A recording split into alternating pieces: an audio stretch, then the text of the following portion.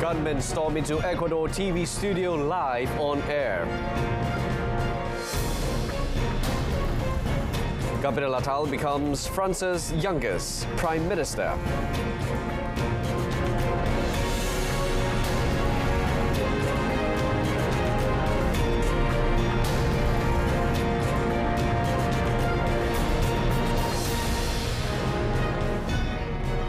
Good afternoon and salam Malaysia Badani. This is World Today. I'm Brendan Paul. Armed men wearing balaclavas burst into the studio of a public television station yesterday in Ecuador's drug violence-torn port city of Guayaquil, taking hostage several journalists and staff members. In a brief statement to journalists, police said national police units in Quito and Guayaquil have been alerted about this criminal act and are already on the scene. The live broadcast continued uninterrupted, although lights went off on set. About 30 minutes after the gunmen appeared, police could be seen entering. The incident came as Ecuador's new president, 36-year-old Daniel Noboa, grappled with the security nightmare after the escape from prison of one of the country's most high-profile gangsters, Jose Adolfo Macias, known as Fito. Noboa declared a 60-day countrywide state of emergency on Monday, including in Ecuador's notoriously violent prisons, and imposed a nighttime curfew. In response, gangsters took several police officers hostage and released a chilling video in which one of them was forced to read out a message addressed to Noboa. The message, a serious threat to the people of Ecuador, said that anyone found on the street after 11 p.m. will be executed. Meanwhile, Ecuadorian President Daniel Noboa ordered military operations against the country's powerful criminal groups after the attack on the television studio. He declared the country be in a state of internal armed conflict. Noboa was elected in October on a pledge to fight rampant drug-related crime and violence in the South American country, once considered a bastion of peace, but now a key stop on the US and Europe-bound cocaine trade. The presidency and metro stations in Quito were under military guard on Tuesday. Police said an explosive device was thrown near a police station in Esmeraldas on the northwest coast, and 2 vehicles were burned in other areas with no one killed or injured. In Quito, a car was reportedly blown up and a device exploded near a pedestrian bridge. Long a peaceful haven sandwiched between top cocaine exporters Colombia and Peru, Ecuador has seen violence explode in recent years as enemy gangs with links to Mexican and Colombian cartels vie for control. The murder rate quadrupled from 2018 to 2022, while last year became the most violent yet, with more than 7,800 homicides in the country, of about 17 million people and 220 tons of drugs seized. A new record. French leader Emmanuel Macron picked Gabriel Attal as Prime Minister in a bid to give new momentum to his presidency, with the 34-year-old becoming France's youngest head of government.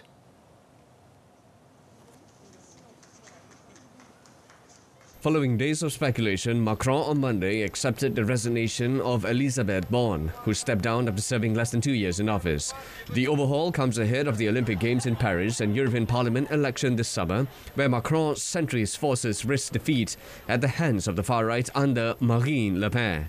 Attal hailed his appointment as a symbol of audacity and movement as he took over from Borne during an official ceremony at the Prime Minister's Matignon residence in Paris.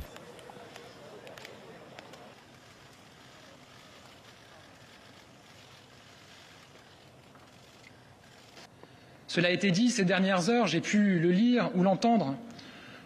Le plus jeune président de la République de l'histoire nomme le plus jeune Premier ministre de l'histoire. Je ne veux y voir qu'un seul symbole, celui de l'audace et du mouvement. Le symbole aussi et peut-être surtout de la confiance, celle accordée à la jeunesse, cette génération qui mérite que l'on se batte pour elle sans relâche. Ces derniers mois, j'ai consacré toute mon énergie à redonner espoir, à chercher à redonner espoir à cette génération, à ses parents, en œuvrant pour l'école de la République. Attal is set to bring a major change of style to the office of the Prime Minister. The President said he wanted Attal to bring back the spirit of bold change from when Macron first won office on a wave of hope for radical reform in 2017. Top US diplomat Antony Blinken told Israel the toll on Gazan civilians caused by its war against Hamas was far too high, urging the regime to alleviate their suffering. More than 3 months into the deadliest ever Gaza war, Blinken met Israeli Prime Minister Benjamin Netanyahu in Tel Aviv on his fourth round of West Asia crisis diplomacy since the conflict broke out. Blinken stressed the importance of avoiding further civilian harm and protecting civilian infrastructure in Gaza, as local health officials have reported more than 23,000 deaths.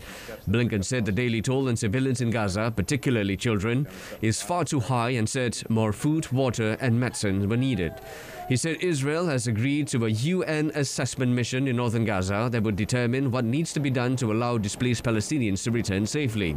Meanwhile, State Department spokesman Matthew Miller said that for the longer term, Blinken in his discussions with Netanyahu reiterated the need to ensure lasting, sustainable peace for the region, including by the realization of a Palestinian state.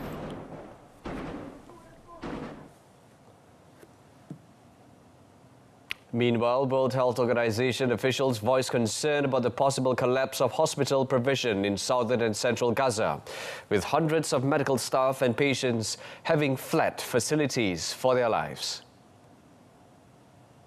Only a third of Gaza's hospitals are functioning in any way, and some only partly, in the bombed-out enclave following months of Israeli bombardment as part of the military campaign against the people of Gaza.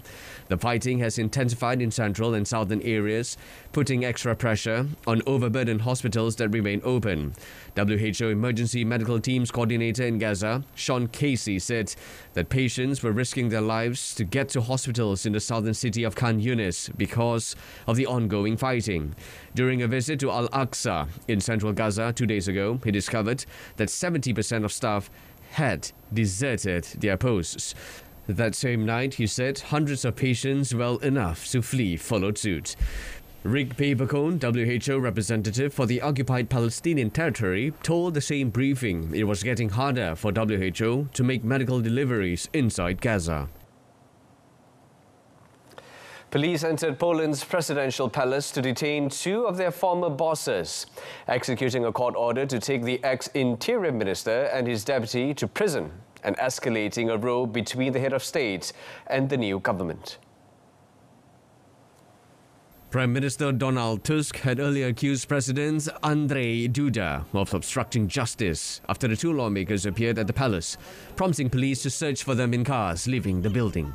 The accusations over the 2 lawmakers, Mariusz Kaminski and Maciej Wąsik, were the latest salvo in a row that is likely to be one of many during a period of cohabitation in which the government and presidents are from different political camps. In December, an appeals court ruled that the pair should serve 2 years in prison for having overstepped their authority in a case dating back to 2007, when Kaminski served as coordinator of secret services. According to Szymon Hołownia, Speaker of the lower house of parliament, the December verdict meant Kaminski and Wąsik lost their parliamentary mandates. However, both denied the charges and said they plan to attend the next session of the parliament.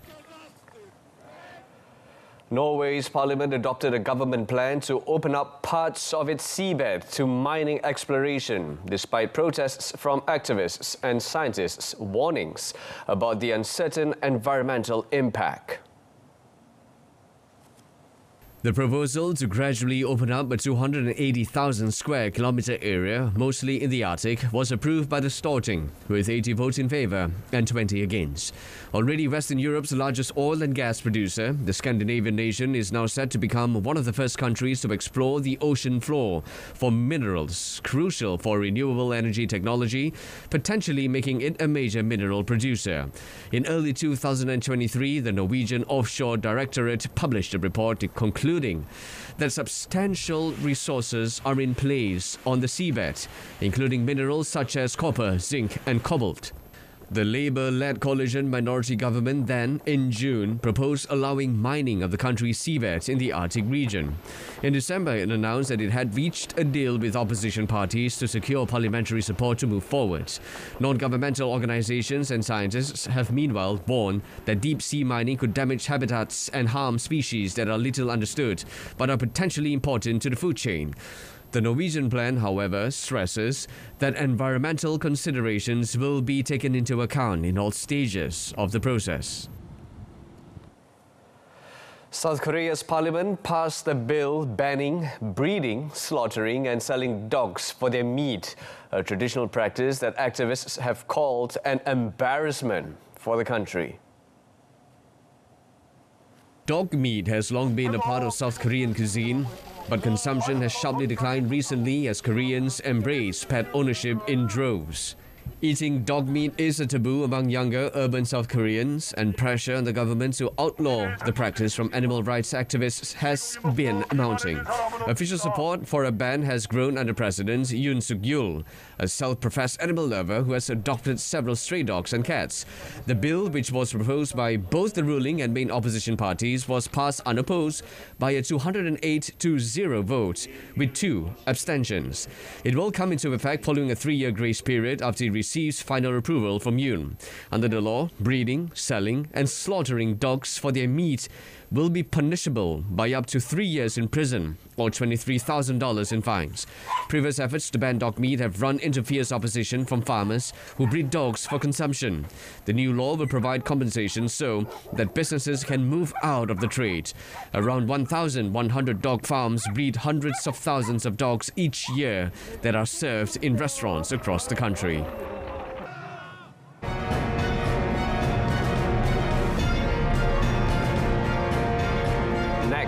Boeing CEO admits error over plane door blowout.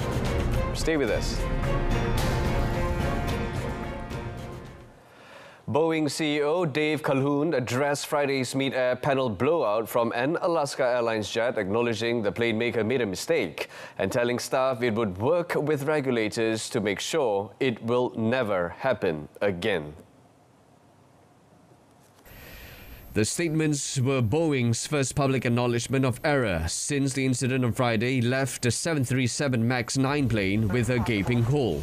Alaska Airlines and United Airlines have found loose parts on similar aircraft, raising fears such an incident could happen again. Boeing has ordered its plants and those of its suppliers to ensure such problems are addressed and to carry out broader checks of systems and processes. Calhoun told Boeing employees the company will ensure every next airplane that moves into the sky is in fact safe. The U.S. Federal Aviation Administration, FAA, grounded 171 planes after Friday's incident, causing numerous flight cancellations. The panel that blew off Alaska Air Flight 1282 replaces an optional exit door on 737 MAX 9 planes used by airlines that have denser seating configurations. The airlines have not yet started official inspections of their grounded aircraft. The FAA said that Boeing was revising its instructions for inspections and maintenance, which the FAA must still approve before checks can begin on the grounded planes. The FAA added it will conduct a thorough review and public safety will determine the timeline for returning the MAX to service. Cubans across the capital crowded gas stations and brace for impact ahead of the biggest single jump in fuel prices on the island in decades. The Cuban government announced on Monday it will hike the retail price of its 94-octane gasoline from 30 to 156 pesos per litre beginning 1st February. A 5-fold jump, the communist-run government said, is necessary to assure fuel supplies. The price increase for the popular 94-octane gasoline will bring a single 40-litre tank of fuel to 6,240 pesos, or about $23 at the black market exchange rate, well over the average monthly state salary of 4,209 pesos, or $15.60. The government said other grades of gasoline and diesel will see similar rises. The announcements, though rumored for months, rocked Cuba, where residents who depend on vast state subsidies to survive have seen inflation spike and costs of most goods and services spike. The government, which said it will also raise prices of liquefied gas used for cooking and electricity for top-tier users, said it will protect the vulnerable from rising prices. Cuba's government has said charging in dollars is necessary to raise funds to import fuel from abroad, and it hopes the new measures will help stabilize supply in long term.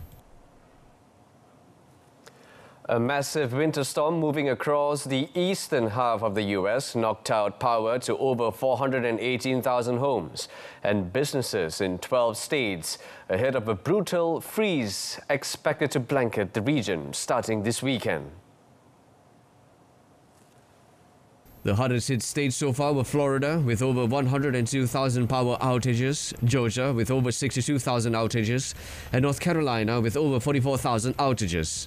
The biggest power companies in those states are units of the Next Era Energy in Florida, Southern Co in Georgia, and Duke Energy in North Carolina. Extreme weather is a reminder of the February freeze in 2021 that left millions in Texas and other U.S. central states without power, water, and heat for days, and a winter storm in December 2022 that almost caused the collapse of power and natural gas systems in parts of the eastern half of the country. The current storm is covering most of the country east of the Mississippi River, and it is moving towards the U.S. northeast. The storm is coming ahead of what likely be the nation's coldest weather since December 2022.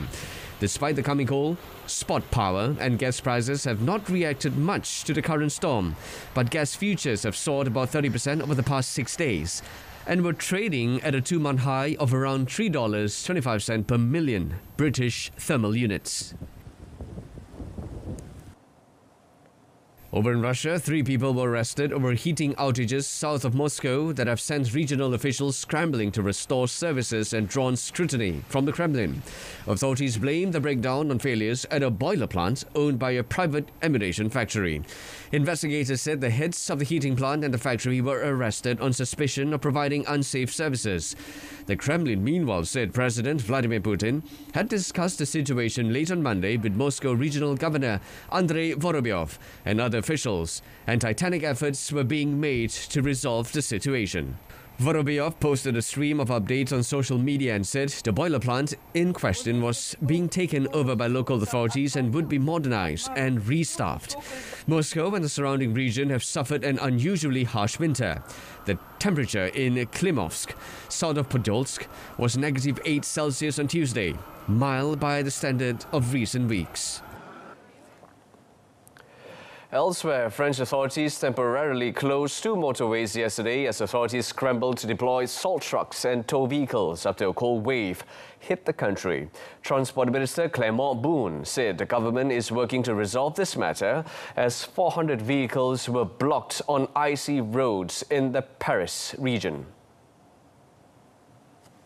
Beaune, whose future is uncertain ahead of an expected cabinet reshuffle, argued the National Weather Agency had not predicted the snow overnight. He told radio broadcaster RMC that the situation was improving since 1,000 trucks and cars had initially been blocked on the roads near the capital at the start of the night. The A13 and A12 motorways west of Paris were cordoned off to guarantee commuters' safety. Thermometers across the country were forecast to drop below 0 degrees Celsius, except for a tiny sliver of southeastern France. 9 departments were on orange alert because of icy roads and snow, while 2 in the north were on the same alert level because of floods last week.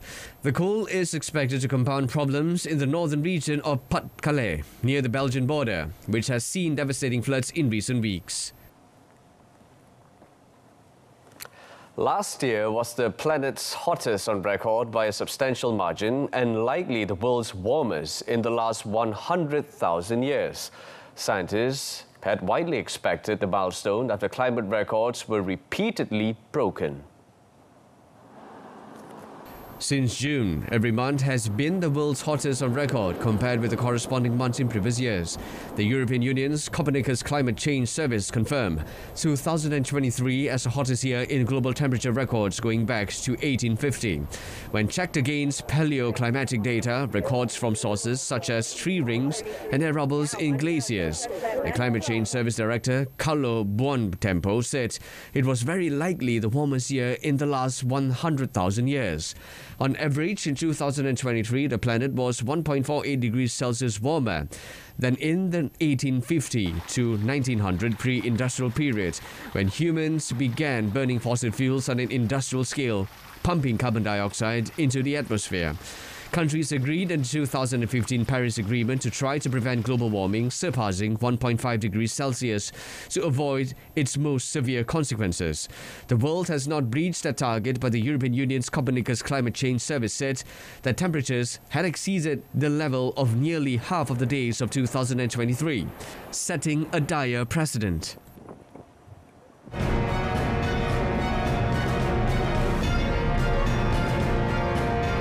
Next up in sports, cheers for two professional pairs in the Malaysia Open. Stay with us. The opening day of the 2024 Malaysia Open Badminton Championships brought shouts of joy for professional pairs Goh Soon Huat and Siobhan Jimilai, as well as Ong Yu Sin and Seo Yi Yi as they smashed their way into the second round of the Super 1000 event. Soon Huat Siobhan prevailed 21-16, 15-21, 21-17 after a one-hour battle against the mares couple Gregory and Jenny of England in mixed doubles. Soon Huat admitted that they let the English pair back into the match by making too many mistakes in the second game, while Siobhan cited their ability to back each other as being crucial to allowing them to regroup and overcome the mares pair in the decider. Soon Huat Siobhan will take on 2021 world champions Dejapol Puavara Nukro and Sapsiri Terat Tanachai of Thailand next. Yu Sin Yi, meanwhile, took 41 minutes to dispose of Taiwan's Lu Qingyao and Yang Po Han 21-14, 21-15 to check into the next round of the men's doubles. The Malaysians will next face Kim Astrup and Anders Karup Rasmussen of Denmark. Meanwhile, professional men's singles shuttler Lee Zijia could not seem to find the magic potion to break the early exit curse after losing 21-16, 19-21, 15-21 to China's Lu Guangzhou in the first round of the Malaysia Open at the Axiata Arena yesterday. The unseeded Zijia has only himself to blame as he squandered a bright start in the first game to allow world number 19 Guangzhou to stage a fight back and take the match to a rubber game. Rattle, Zijia made numerous mistakes in the final game as Guangzhou remained composed to silence the home crowd and book his place in the second round. This is Zijia's third straight early exit in the Malaysia Open, having lost 19-21, 21-19, 16-21 to Indonesia's Shisa Hiren Rustavito in the second round in 2022. And 21-13, 17-21, 19-21 to Japan's Kodai Naraoka in the opening round last year. Zijia had also made an early exit in the Malaysia Open in 2019, going down 17-21, 21-19, 15-21 to Thailand's Supanyu Avihing Sanon in the first round. The Kedah shuttler will be back in action at next week's 2024 India Open in New Delhi, where he will take on Canada's Brian Yang in the first round. And in football, Chelsea suffered a surprise 1-0 loss at second-tier Middlesbrough in the first leg of their League Cup semi-final, with Hayden Hackney's goal giving Maurizio Pochettino's wasteful side plenty to do in the return. The 21-year-old Hackney Silkies finish from an Isaiah Jones pass stunned the visitors in the 37 minutes at the Riverside Stadium, and the hosts defended superbly to take a slender advantage to Stamford Bridge. Chelsea only had themselves to blame though, as they dominated possession but squandered a host of chances, the biggest culprit being Cole Palmer, who failed to hit the target twice in the opening half with the goal giving. Borough, who won the trophy in 2004 but are currently 12th in the championship, had chances on the counter-attack to increase their lead but will still head to London believing they can reach Wembley. Chelsea's players were booed by some of their own fans at the final whistle, with Thiago Silva acting as a peacemaker. But they will be confident of making amends in the second leg on 23rd January. Liverpool hosts Fulham in the first leg of the other semi-final tomorrow morning. RB Leipzig striker Timo Werner has joined Tottenham Hotspur on loan until the end of the season with an option to buy. Now, this was announced by the Premier League club in a statement released yesterday. The 27-year-old returns to the English top flight after a 2-year stint at Chelsea, where he made 89 appearances and scored 23 goals and held the team claimed the Champions League, UEFA Super Cup and Club World Cup titles. The Germany international returned to his former team Leipzig in 2022, but has made only 8 Bundesliga appearances this season. Werner could provide cover for Spurs up front, with the club's top scorer Son Heung-min away at the Asian Cup for South Korea. Spurs are currently 5th in the Premier League standings with 39 points, 6 behind leaders Liverpool.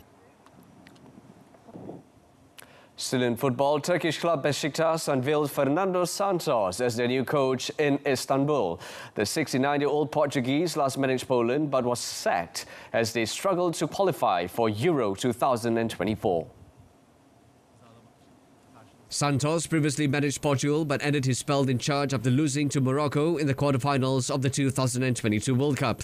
His best moment with the Portuguese national team was when he won Euro 2016 with them. Santos, who had also hit stints at Porto, Sporting, Benfica and Greece, will replace Reza Kalimbai at Besiktas. Besiktas chair Hassan Arat said the club's fans are looking forward to bright days and wish Santos success. Besiktas are currently 6th in the league with 29 points from 18 matches. In motorsport, Sebastian Loeb took stage 4 of the Dakar Rally in Saudi Arabia as home favourite Yazid Al-Rajhi stretched his overall lead in the car category.